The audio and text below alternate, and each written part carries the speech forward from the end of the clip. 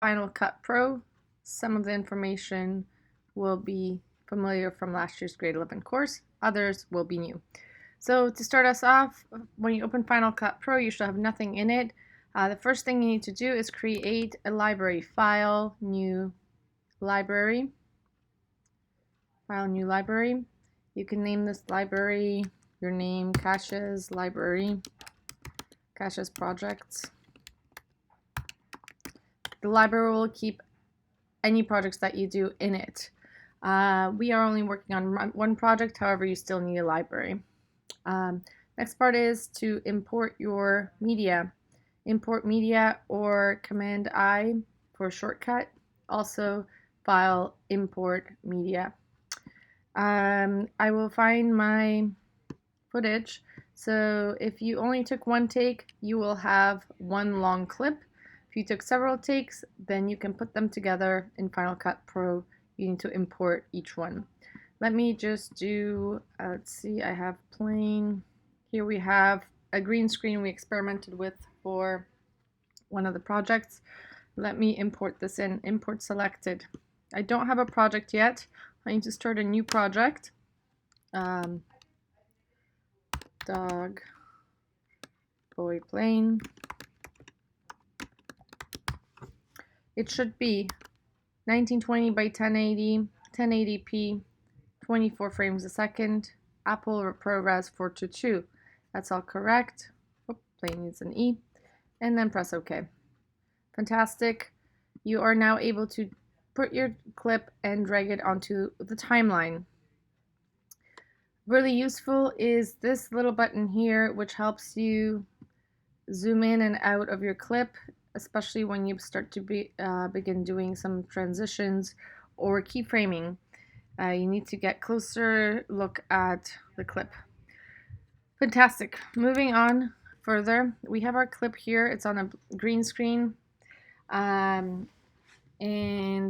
spacebar to play it, spacebar to stop it.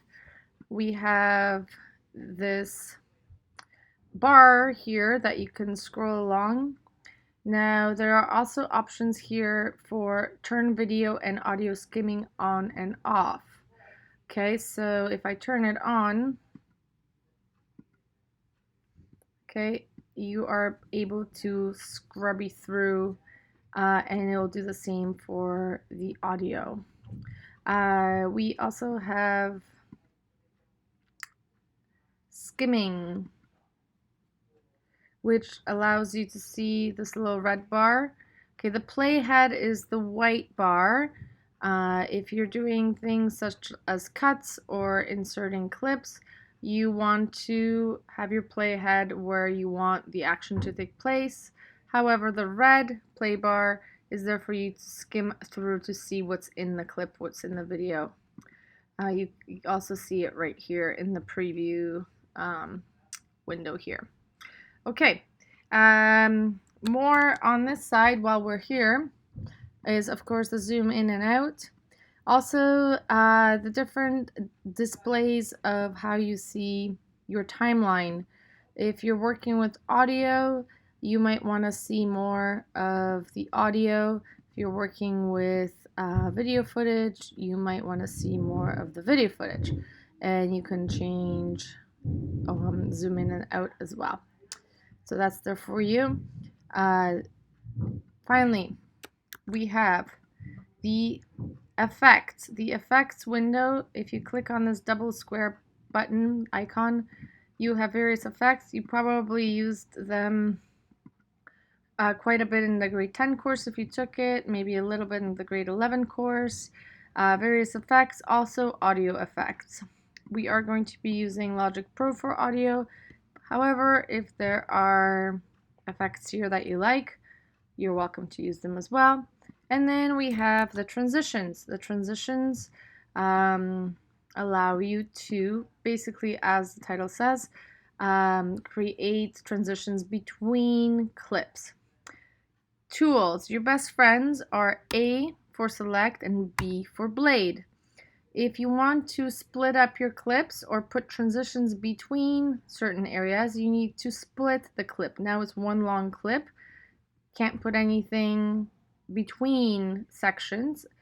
B for blade. If you forget, you can go up to your tools here and you see some tools right over here. Select A, B blade. Okay, you have to select right in the spot where you want to blade the clip, and then you can make the cut. Okay, so I've made cuts between here. It doesn't do anything to my video, but now I can lift and separate and switch the order by which these clips are. I can also take out something that I don't want and so on. There we go. Let's do a transition. A good idea is to always start with a fade in at the beginning of your clip and a fade out. Cross dissolve does this for you. If I put cross dissolve at the beginning and I spacebar play, my video went from black to full opacity. I can do this at the end as well. However, keyframing also allows you to do many transformations with larger control, with more control. So I will cover that in the next tutorial. Before we go on to the next tutorial, just wanted to say that every time you select some sort of an effect, or say I do an effect here, okay, it will show up on the right side in the inspector, and sometimes you have capabilities of changing certain properties, kind of like in Photoshop when you select something like the text tool. It gives you properties by which you can change. Same here. There is also the color board, quite important. The color board is used for color correction. It is used to balance, increase saturation, correct exposure, and so on. You have saturation. Exposure is probably the most significant. Master, it applies the exposure changes to all of the footage clip. You have shadows, midtones, and highlights. If I lift my exposure, now remember the change is only going to happen on the clip that I am selecting. So I moved my playhead here because it was all the way there. So remember, I need to have it over top of the footage that I'm actually making changes to. Now my effect is taking place. I can play with the exposure, which is the lightness, basically. All right, there we go. So that is the color board right over here. If you want to go back to your inspector, click back, and this is your inspector window, which shows you all the effects. Every time you apply something, it will show up here. So if I do, let's do like something crisp contrast.